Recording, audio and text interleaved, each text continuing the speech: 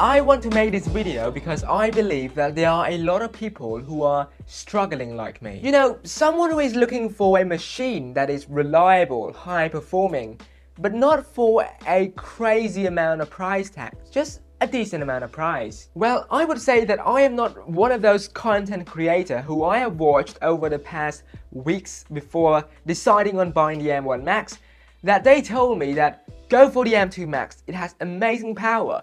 But what about portability? Well, just buy a MacBook Air and use it while traveling. Yeah, that's not going to work out for me. And that is why I want to make this video. You see, to me, portability, or the idea of portability in tech, is almost like a luxury. It is almost like a luxury to be able to have a high-performing machine while you travel. And for the past few months with my 2020 M1 MacBook Pro, it is seriously lacking in terms of power. For example, the SSD is nearly filled up, so whenever I want to do something, there will always be a reminder popping up. Second, I have more and more projects coming, and I am not able to do all of those projects more efficiently. So basically, I needed a change, and I was really on the fence between a very powerful desktop computer or an older model of a portable machine, which is the M1 Max MacBook Pro. And for the past few months, the conversation on what to actually buy revolved around those two decisions.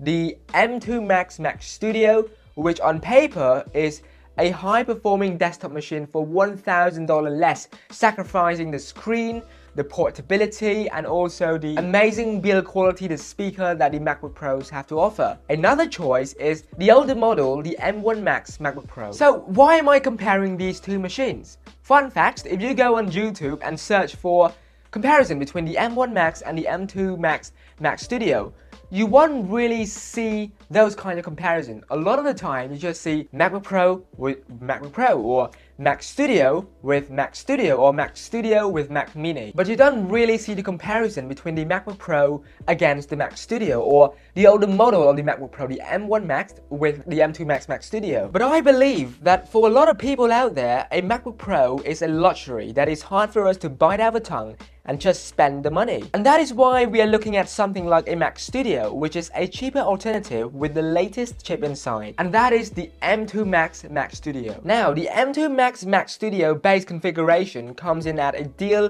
of $2,100 in my country. But for some country, it might be a lot cheaper. And that was the price for the M2 Max Mac Studio. Whereas the M2 Max MacBook Pro comes in at a staggering price of $3,300 in my country, and that is just with the base model of it, and it is insane in terms of pricing, and it was not something that I can afford.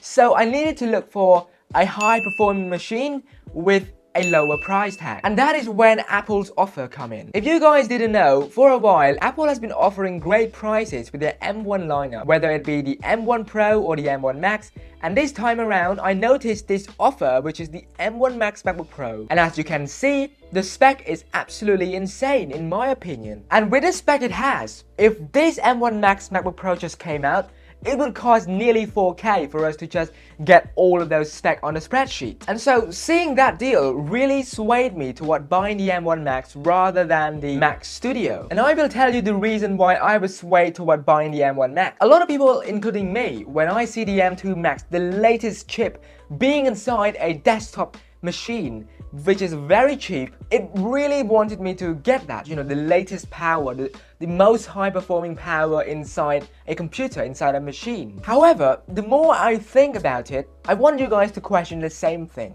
Why would I want a Mac? And I believe that is the question we should be asking ourselves when choosing between a desktop Mac or a MacBook Pro. And to answer the question of why would I buy a Mac, to me, Apple Silicon introduces everyone to efficiency in a portable machine that has never been seen before. And the key term here is efficiency, which allow the Apple Silicon MacBook Pro to last for such a long time. However, if I buy the Mac Studio, I will be missing out on that aspect. Moreover, the more I think about it, if I buy the Mac Studio, which cost me about $2,100 with the base configuration with no extra SSD, extra RAM, extra core. That would mean I have to buy additional keyboard, mouse, or possibly another monitor for 2 screens productivity. I have to buy a speaker, and all of that adds up to nearly the price of the M2 Max MacBook Pro. Whereas if I were to buy the M1 Max with crazy configuration, 4TB of SSD,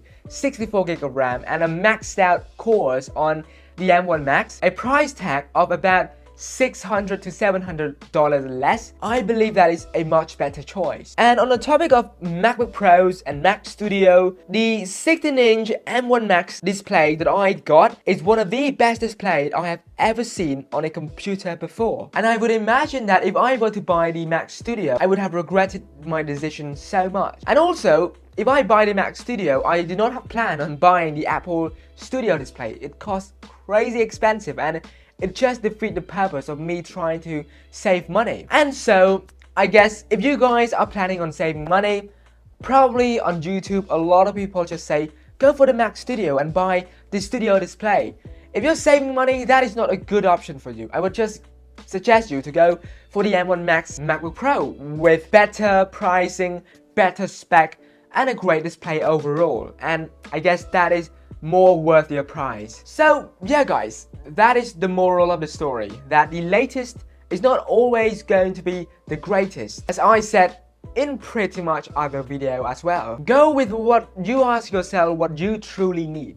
If you need it, go for it. Do not just go for something that you don't really need, and don't tell yourself that, oh, it is for future proving purposes, but in reality you're just using it for documentations or just something like photos or video editing. Because trust me, with the M1 Max doing heavy video editing, it has never slowed down even once. So unless you are professional at 3D modeling, doing big projects with After Effects, then the M2 Max might make sense. But if you're just a normal content creator, you know, doing your businesses, I believe the M1 Max is more than enough in ensuring that you go through your task with no lag whatsoever. So yeah guys, those are essentially my reasons as to why I chose the MacBook Pro over the Mac Studio M2 Max. Hopefully you guys learned something from this video. If you did, be sure to drop a like and a subscribe. With that being said, thank you guys for watching, and I will see you all in the next video.